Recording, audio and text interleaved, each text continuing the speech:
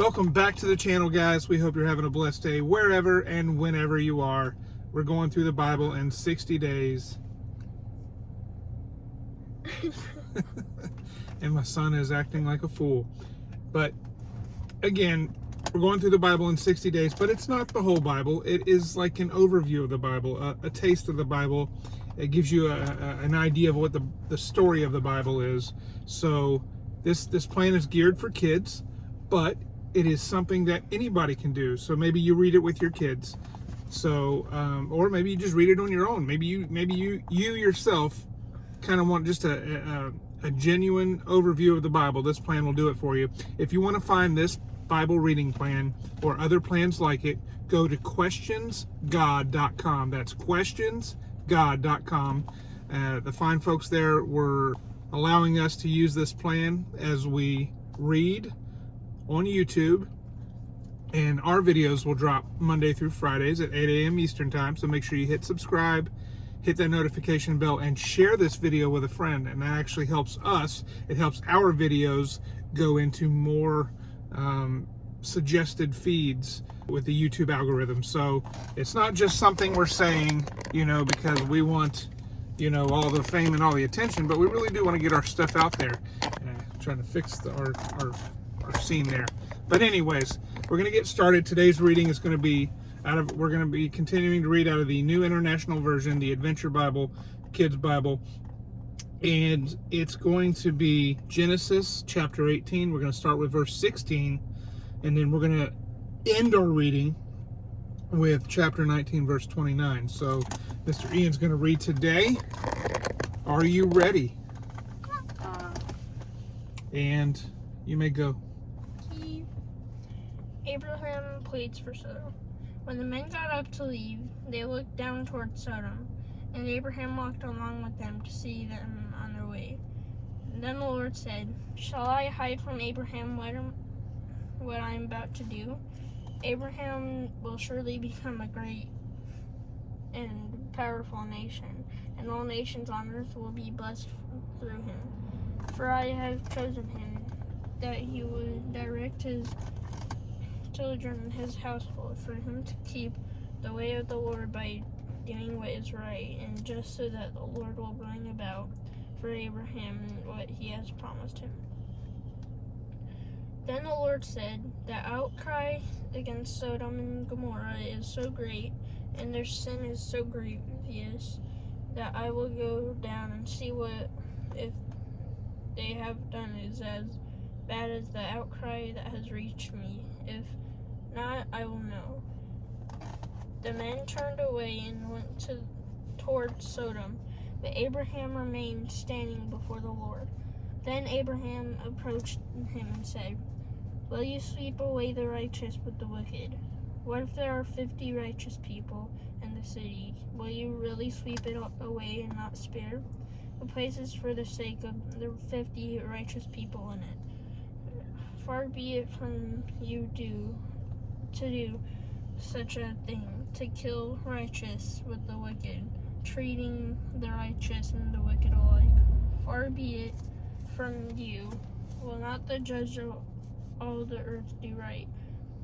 The Lord said, "If I can find 50 righteous people in the city of Sodom, I will spare the whole place for their sake."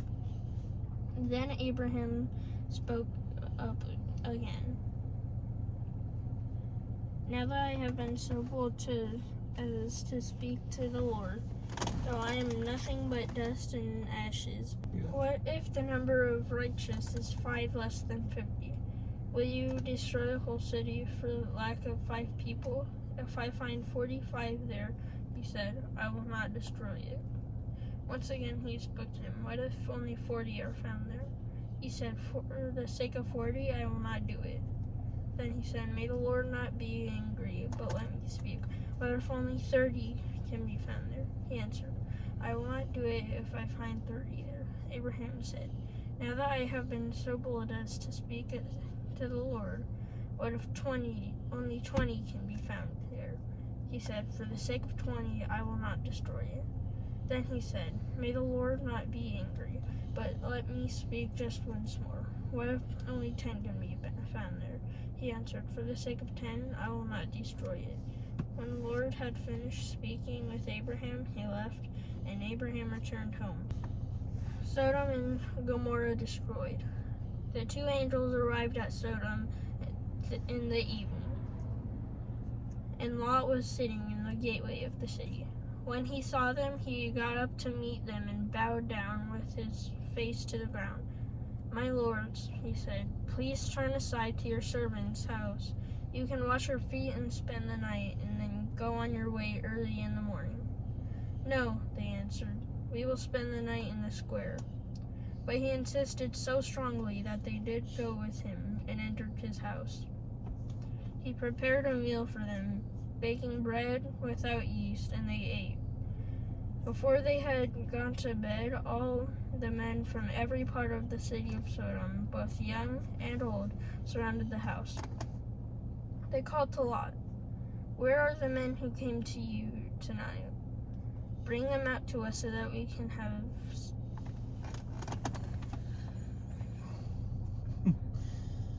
Oh, okay. So it says, "Where are the men who came to you tonight? Bring them out to us so that we can have sex with them."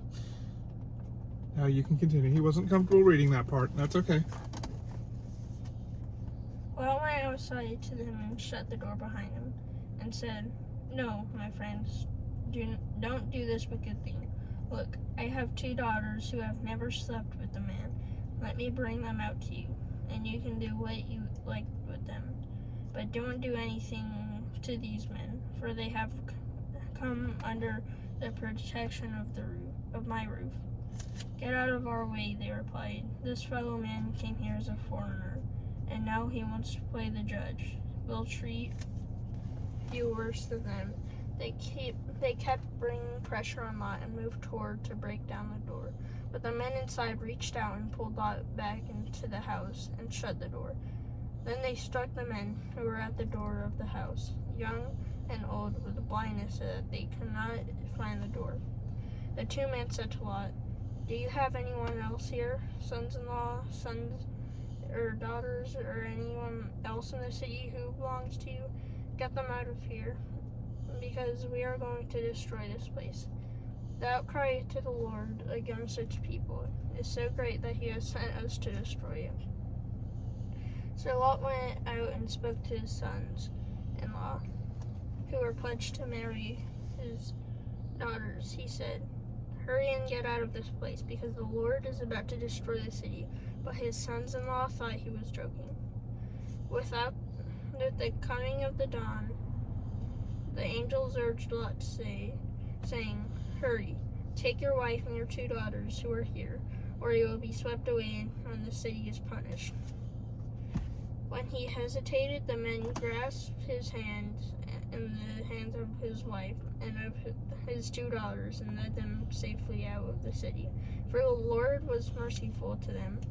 As soon as they had brought them out, one of them said, "Flee for your lives. Don't look back and don't stop anywhere in the plain. Flee to the mountains or you will be swept away." But Lot said to them, "No, my lords, please. Your servant has found favor in your eyes, and you have shown great kindness to me in sparing my life. But I can't flee to the mountains. This disaster will overtake me, and I'll die. Look, here is a town near enough to run to, and it is small. Let me flee to it. It is very small, isn't it? Then my life will be spared." He said to them, "Very well, I will grant this request too. I will not overthrow the town you speak of, but flee there quickly, because I cannot do anything until you reach it." That is why the town is called Zoar. By the time Lot reached Zoar, the sun had risen over the land. Then the Lord rained down burning sulfur on Sodom and Gomorrah from the Lord of heavens. Thus he overthrew those cities and the entire plain, destroying all those living in the city, and also the vegetation of the land. But Lot's wife looked back and she became a pillar of salt.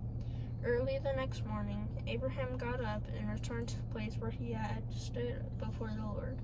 He looked down toward Sodom and Gomorrah, toward all the land of the plain, and he saw dense smoke rising from the land, like smoke from a furnace. So when God destroyed the cities of the plain, he remembered Abraham, and he brought Lot out of the catastrophe that overthrew the cities where Lot had lived. That's it for today's reading. It's a tough section of the Bible to read and understand the severity of it, but it all comes together. It's all part of the big story, and we want to encourage you to keep reading. Stay with us. We're just getting started. This was day 5 technically, so like I said, we do Monday through Friday here on the channel, and we do some fun videos on the weekends. We encourage you to follow us on all of our family videos, right, Ian? All right, so guys, we'll see you back on the next video tomorrow at 8 a.m. Eastern time. Tomorrow. For us. For us. Yeah. God bless. Bye. Bye. Yeah. Yeah. Yeah. Mm-hmm. Yep. Definitely. That's for sure.